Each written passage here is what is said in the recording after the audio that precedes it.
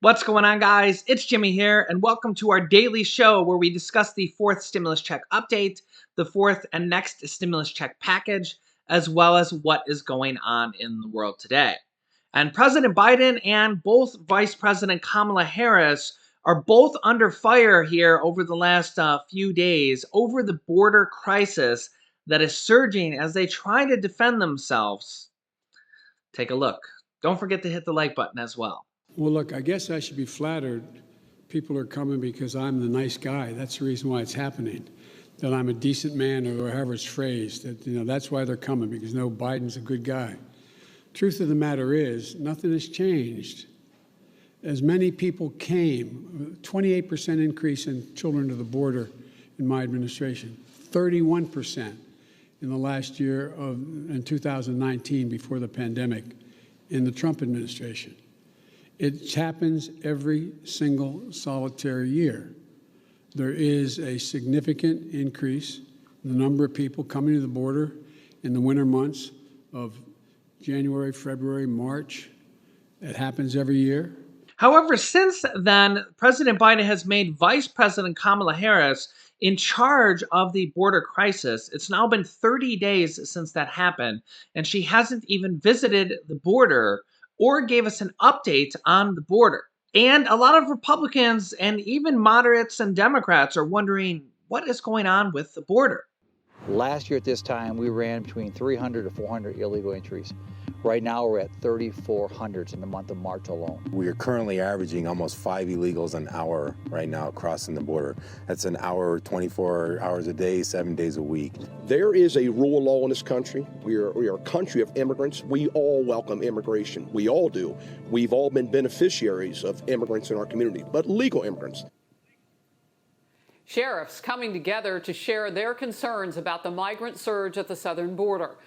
And as of this Tuesday, 2 days ago, more than 23,000 unaccompanied minors are in U.S. custody. Arizona Governor Doug Ducey has declared a state of emergency in his state, deploying an additional 250 National Guard troops. President Biden, we are getting whiplash out here from all the mixed signals. President Biden, if you want to stop the disaster that's unfolding here and will only get worse in the coming months, you should declare a national emergency. We jump to next, but I do want to go here. The White House has finally confirmed that the Vice President, Kamala Harris, will meet with the President of Guatemala on Monday. But it's going to be virtual, so only room for Zoom. Right. However, then we're told that the Vice President will travel to the Northern Triangle in June, but it's been 29 days since she was tapped to lead the administration's response to the crisis, and still no news conference. We can't even ask her any questions about this. It's really unbelievable, again, that either the President or the Vice President have not gone down to the border. Now, I understand the President's busy. The Vice President should be down at that border, understanding what is going on, talking to the law enforcement, talking to the men and women, talking to the sheriffs, talking to the ranchers, and understanding the impact that much illegal immigration per month is having on those communities down there. Then she will be better armed to talk with the Northern Triangle countries and Mexico and others. This comes as 170,000 illegal immigrants in March alone were caught crossing the border. And this is just the people who were caught. Who knows how many weren't caught? And this is a 15-year high. So this border crisis is likely going to continue to go on for a while. Now, remember that this border crisis has been going on for years and years and years for many, many past presidents. But it does seem to be getting worse at this point underneath President Biden with a new 15-year high of illegal immigrants.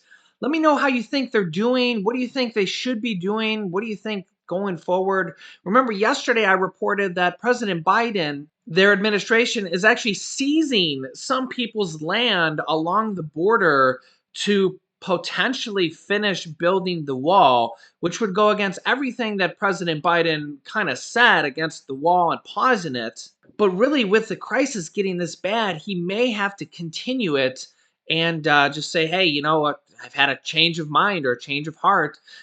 Former President Donald Trump says, and we're not really sure if this is true or not, but he says that the border wall is at 90% completion and could be completed in just a month, and really just needs to, quote, fill the holes, fill the gaps in the holes of the wall. So at least they're somewhat close. The money has already been allocated for this, so no new money needs to be spent.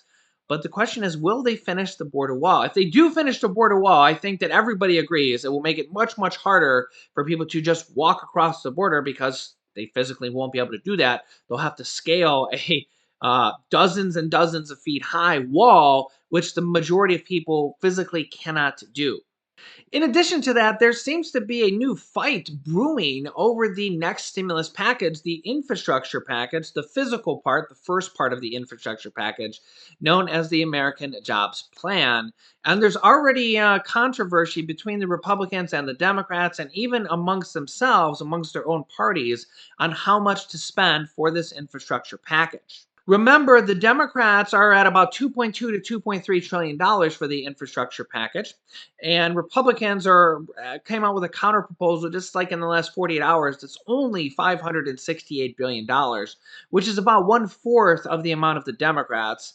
At first, I thought there would be no way that the Democrats would go with this at all, and they would basically just move on with reconciliation process. But now it seems there's a small sliver of hope that they might try to compromise and pass a much smaller bill, although I still think it seems unlikely, because they would need all the Democrats to come on board with a smaller bill. And I actually think that they could get everybody to cooperate more with really what the Democrats wanted in the meantime, as opposed to coming down to possibly less than half of the 2.2 to 2.3 trillion dollars to come down to a trillion or less to kind of compromise with Republicans still seems a far stretch. Remember, the Senate parliamentarian has ruled that they can pass two more packages through the reconciliation process this fiscal year up until October, and then they can pass even more next year. And really, probably the most likely scenario is still going to be that they're going to pass the infrastructure physical part and the second part of the infrastructure package, the American Families Plan, which is going to focus on social programs as well as multiple stimulus programs in that package. They're likely going to have to still pass this on their own. I think that if they do have to pass it on their own, they still should pass it. They should combine the bills, pass it as one, and then basically say we only had to use one reconciliation process, and then they can use the next card for the next package. By the way, there are already Democrats and even economists backing this up, that there will be another stimulus package after these two, or one, however they end up passing it. Right now, I'm just kind of considering it one package with two different phases. Whether they pass them as one or two, we really don't know the answer to that yet. But Democrats are already talking about another package after this next package, with possibly more stimulus items and more reform on possible Social Security and Medicare. And we'll have to see, but they're already talking about more stimulus will need to continue for the economic recovery of this recession or this depression. If they don't go with one of these new pushes for monthly stimulus checks, like this bill here from the Senate, if they don't end up going with monthly stimulus checks in this next infrastructure package, and they say to do just a single stimulus check of $1,400 or $2,000, I think the likelihood that we could see another single stimulus check in the next package down the road, very possible. I think that making monthly stimulus checks, as this Senate proposal here or this House proposal, would make it a lot easier on Americans and the economy, and then they would only need to pass it one more time. But, well, you know how Congress is, so we'll have to see. Do you think they're going to include just a single stimulus check in this next package before all is said and done? Or do you think that they're likely to go the monthly stimulus check route, with almost 100 Democrats pushing for monthly stimulus checks? I think that most people would say they'd be happy with either. Even a forced stimulus check of $1,400 or $2,000 would be very awesome. Again, that's per person. So a family of four would, even at the $1,400 mark, would get another $5,600. Of course, if you're just a single person, it's just $1,400. If you're a couple, it's $2,800. The more people, the more money. They're also expecting to increase the child income tax credits in this next infrastructure package to the year 2025. We just found that out in like the last 48 hours or so. And that provides $3,000 to parents of children with the ages 6 through 17. And also for parents under the age of 6, $3,600 per year. Remember, the IRS is setting up a payment plan to pay this with monthly stimulus checks starting about 2 months from now, and to get those monthly stimulus checks out for children and parents with children starting early in July. Remember, normally you wouldn't get that until your tax return of this year, which would be next March or April. So they're going to start sending out monthly stimulus checks for this basically 6 months early. By the way, I want to address a common misconception about the $3,000 to $3,000 child income tax credit, and that is that you need to have income. And that is actually not the case. As you can see here, you don't have to be employed to get this. This is an article from CNBC if you want to look this up. The new provision allows households with no income to claim the credit. This is a major change, as previous rules limited the credit to those earning at least $2,500. In the past, families with very low incomes did not receive the full credit, but apparently they have changed this provision inside the hundreds of pages of bills in the third stimulus check package. So again, this new provision allows households with no income to claim the child income tax credit of $3,000 to $3,600. This is a major change, as previous rules limit the credit to those earning at least $2,500. In the past, families with very low incomes did not receive the full credit, but now they will.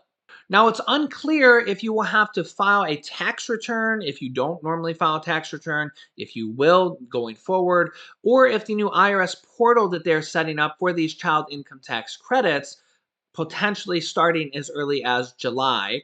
Will this portal allow you to enter your information in there and add new children?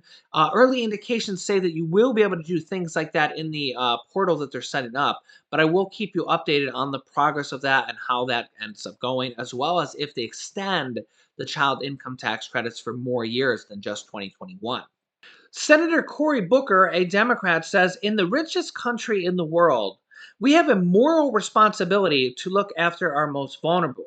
Yet we have one of the highest rates of child poverty in the developed world.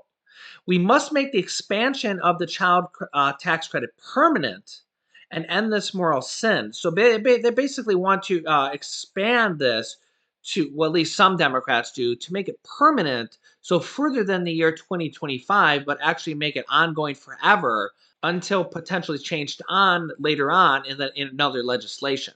I've also been getting a lot of questions about the bombshell news that we broke about 48 hours ago of the potential increase to SSI Social Security income of an additional $279 per month. Will this end up including SSDI? Will we see a raise to Social Security? Also, potentially the $200 per month? Or will this push lead to more than just SSI? Or does it include more than SSI? There's several different items they want to do in this proposal, as you can see here. This is the official letter to the White House from Democratic House representatives and Senate. This is something they're pushing for in the American Families Plan, the second half of the new infrastructure package, which will include, as I've said, multiple stimulus items like this. Raising benefit levels above the federal poverty line for SSI. SSI offers a vital income floor to older adults, as well as children and adults with disabilities. Approximately 8 million Americans receive SSI benefits, most of whom are non-elderly people with disabilities who possess no other source of income. SSI represents a vital lifeline for these Americans, without which they would be unable to meet their fundamental needs. Unfortunately, the federal government has failed to adequately maintain this lifeline that only pays out $794 per month, and to raise it to at least 100% of the federal poverty line, which would increase it by $279 per month. They also want to increase the SSI asset limit and index it to inflation going forward, which would mean a yearly increase, and update income exclusions and index them for inflation going forward as well, and eliminate the marriage penalty, which probably should never have existed, and in-kind maintenance and support rules to reduce benefits for those who receive shelter or gifts from their family. Now, whether or not this will include SSDI, will we see benefits like this for Social Security or the long-awaited $200 per month? Or the long-awaited $200 per month Social Security increase for all Social Security beneficiaries that has been proposed by Senate Majority Leader Chuck Schumer, Elizabeth Warren, and Ron Wyden, and also pitched by President Biden during his campaign. Will we see this? We're not sure what we'll end up seeing when all is said and done. The good news is they're talking about this, they're pushing for this, they're looking for Social Security and SSI reform and monthly increases. So that is nothing but a good thing. Remember that momentum and push for this is how these bills get done. If nobody's talking about them, it's for sure not going to get done. The more and more people that talk about them, including me, because I talk to about 300,000 people per day, which is about how many views we get per day every single day. That's 300,000 people that are talking about this and thinking about this, potentially tweeting or emailing or calling these senators, which I recommend you do. We all need to show and voice our support for these different programs like Social Security increases and student loan forgiveness, the monthly stimulus check. Whatever you're in favor of, feel free to go on Twitter and tweet these senators, Chuck Schumer, the Senate Majority Leader, Bernie Sanders, AOC, Elizabeth Warren,